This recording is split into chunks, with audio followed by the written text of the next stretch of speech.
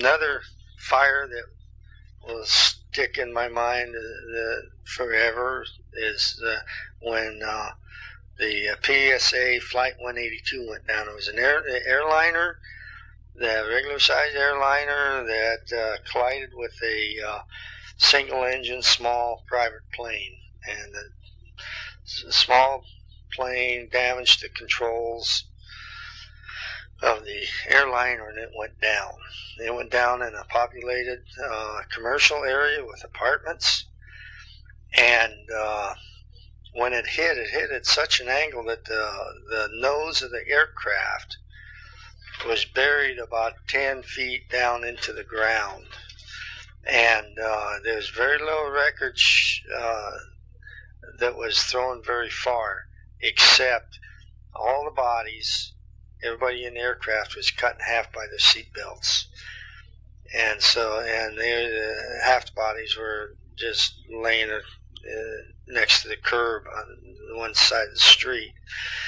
And it was our job to go in there, and naturally we didn't find any survivors, but it was our job to go and pick body parts and try to match them up. So what we would do is we would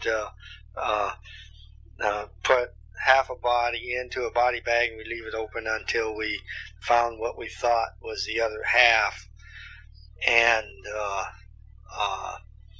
then we would place that in that body bag, and once we figured we had a whole body, we would zip it up. And so anyway, I was there doing that for about 8 hours, and at one time I climbed down off of a garage roof with somebody's hand in my pocket, and their arm and hand in my hand, and that was a gruesome time. There was a body that was shot out of the airplane, and it went about 3/4 of a block, and it went through a windshield of a car, and we had to dig it out. Another body went through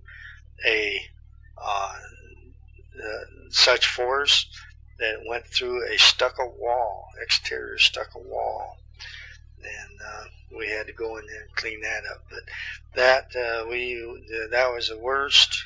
I think that happened in about 1978, 79, and that was the worst aircraft crash in the United States up to that time. And I spent 8 hours in picking body parts and stuff. But an interesting thing was it was our job to go in there and pick body parts and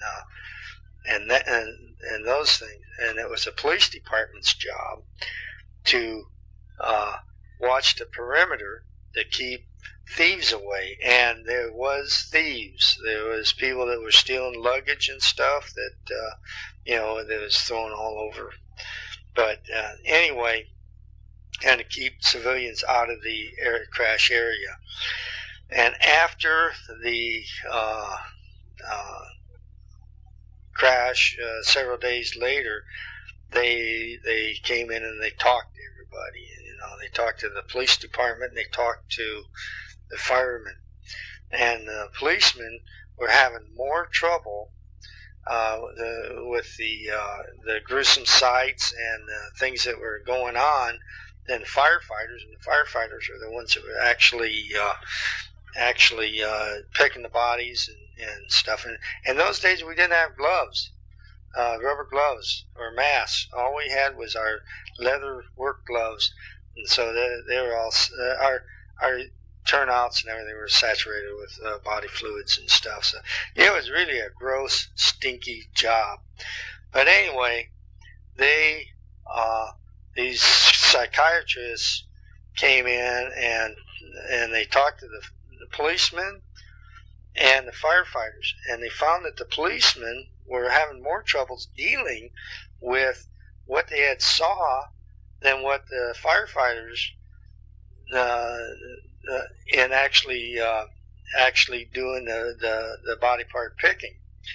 And what they came up with was, after the incident was over, the policeman had to go back into his car and ride around and think about what he saw and did by himself, where the firefighters went back as a team and discussed it, what they had done, what they had seen, and everything. And so they weren't affected psychologically like the police department. And so that was an interesting outcome of that incident, that I think the city, firefighters, and police department all learned something from that.